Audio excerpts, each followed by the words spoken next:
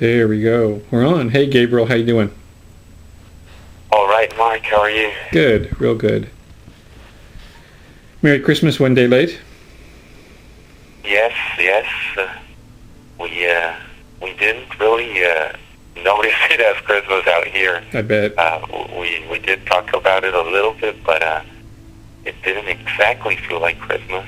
Yeah, it's been a rough couple of days, just emotionally.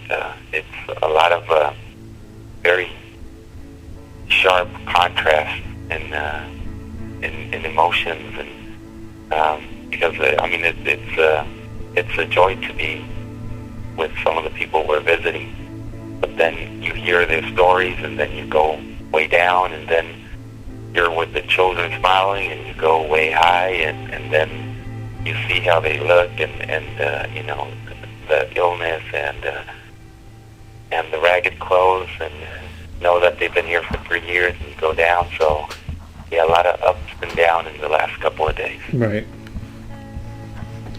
I can imagine. Today we spent all day at a school, and it's just amazing how school is just such a priority for the people of Darfur. No matter what they're going through, still, school is so important. Education. I don't think there has been one conversation with a family where education does not come up, or even with young people, with old people. Everybody mentions education. And today we went to a school where it's one of 3 in this camp, and this one has 1,800 students. Wow. And they're crammed into these classrooms, a few hundred at a time. But still, it's the one thing that the kids look forward to. Any kid you ask what you like about living here, and it's only education. That's about it. Right. So, yeah. That's amazing. What does a classroom consist of? These in this camp, they actually do have walls and a roof. In camps that I visited last year, it was really just sitting under a tree. Mm-hmm. This, they did have some walls. It's on just on sand, so on dirt floors. Mm-hmm. And they do have a chalkboard at the front. Some very good teachers, dedicated teachers, and so, but yeah, the kids love it. Love it. But still, if you look at the next day 7, which will be going up tomorrow, you just hear the coughing all over. We visited the people of MSF today, Doctors Without Borders, mm-hmm. and one of the big problems is respiratory infections, which can become very, very serious and even kill. And you can just see it's all over all over the place. You just don't stop hearing the coughing of those children. And they have to come out of the classroom every so often and spit and blow their noses, and then they go back in. It's just, one after the other. You can see from the classrooms if you're outside. Wow. It's coming out. And then food, that's another thing.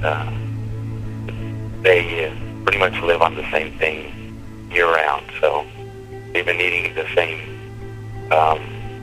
grain that they get.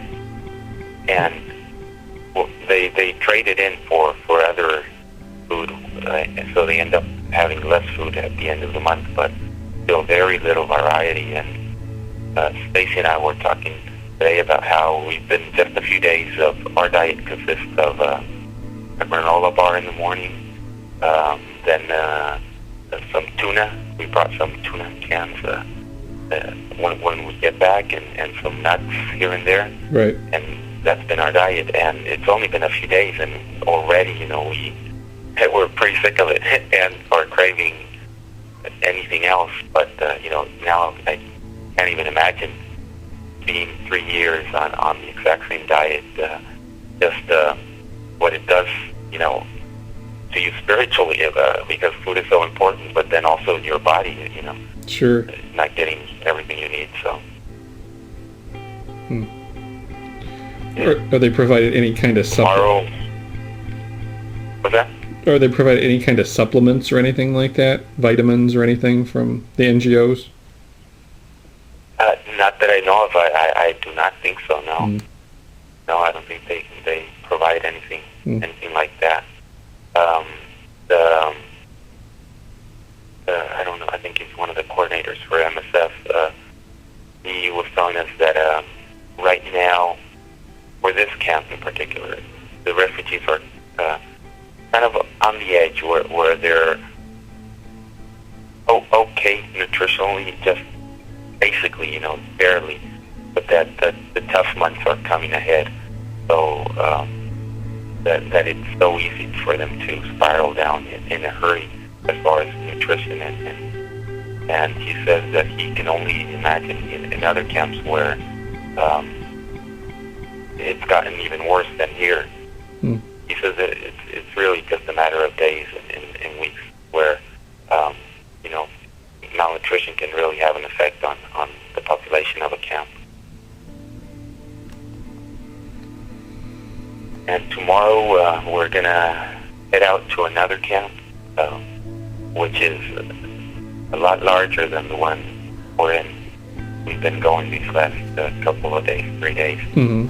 So we'll see what that one looks like. They each kind of have their own feeling depending on where they are and what's around them and what tribes they are. So interesting to see what comes up tomorrow. Well, good luck traveling tomorrow. What do you have in mind for people to do today? A few days ago, we asked them to contact the president. So I think this time Congress should get a ring or a letter or an email.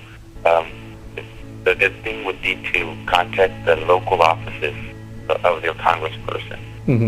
So just find out who for their area is their congressperson, and the local office is the best. And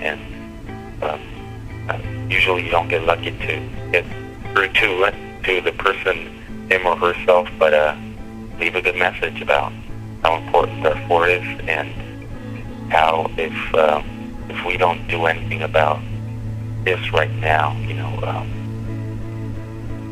it really takes a toll on us.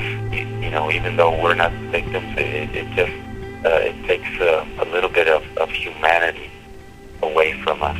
So Congress is our target this time. Okay, we'll put a link up to the Congress site so people can have an easy search from there. Very cool.